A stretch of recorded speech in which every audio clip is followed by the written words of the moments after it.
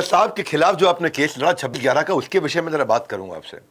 14 महीने तक आपने बहुत मेहनत करी और थोड़ा कसाब के कई बार फेवर में भी सेंटिमेंट हल्का सा मूव हुआ, सॉफ्टनेस बिल्ड हुई और आपने आकर के बाजार में पब्लिक में बोल दिया कि कसाब तो वहां मटन बिरयानी मांग रहा है खाने के लिए। आपने मीडिया में ऐसा बोल दिया।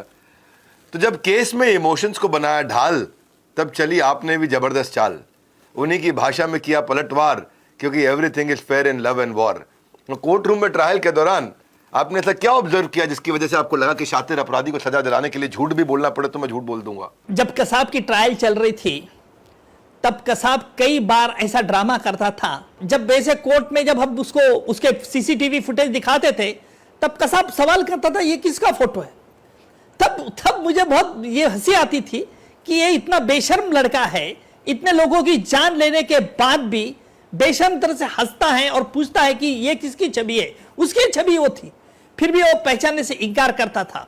और जैसे मैं बाहर आता था कोर्ट के सामने, कोर्ट के बाहर, तब मीडिया मुझे पूछती थी कि आज क्या हुआ, कसाब ने ये किया, कसाब को बहन की याद आ गई, कसाब तो एक छोटा फुट सोल्जर है, असली गुनहगार नहीं है।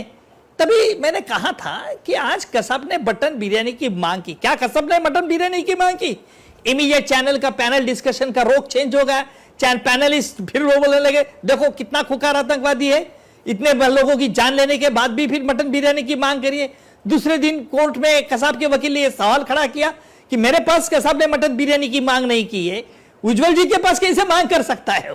फिर मैंने कोर्ट ने मुझे पूछा, मैंने कोर्ट को कहा कि आप कसाब को पूछ लीजिए मटन बिरयानी की मांग।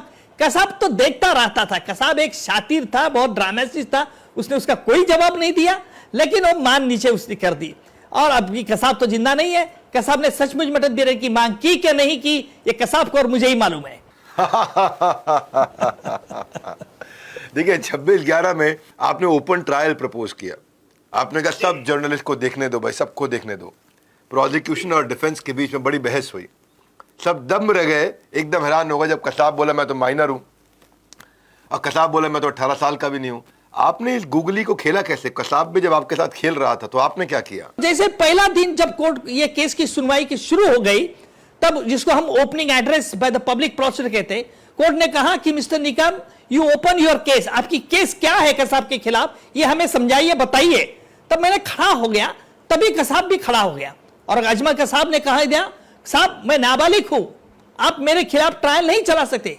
कसाब बिल्कुल सही था, क्योंकि कसाब को मालूम था कि इंडियन जुवेनाइल जस्टिस एक्ट के मुताबिक कोई माइनर के खिलाफ इंडियन कोर्ट ट्रायल नहीं चला सकती है, उसको जुवेनाइल बोर्ड के सामने केस चलाना पड़ते।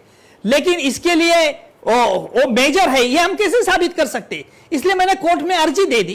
कोर्ट ने कहा कि हाँ हमें इसको डॉक्टर के पास भेजना चाहिए, इसके एक्सरे लेना चाहिए, ताकि ऑसिफिकेशन टेस्ट लेना होगा इसके बोन, क्योंकि एक डॉक्टर का एक टेस्ट रहता है और उसके आधार पर वो कह सकते कि इस आदमी का वय इतना है, एज इतना है और उसकी ये बोन यूनाइट हुए नहीं यूनाइट है।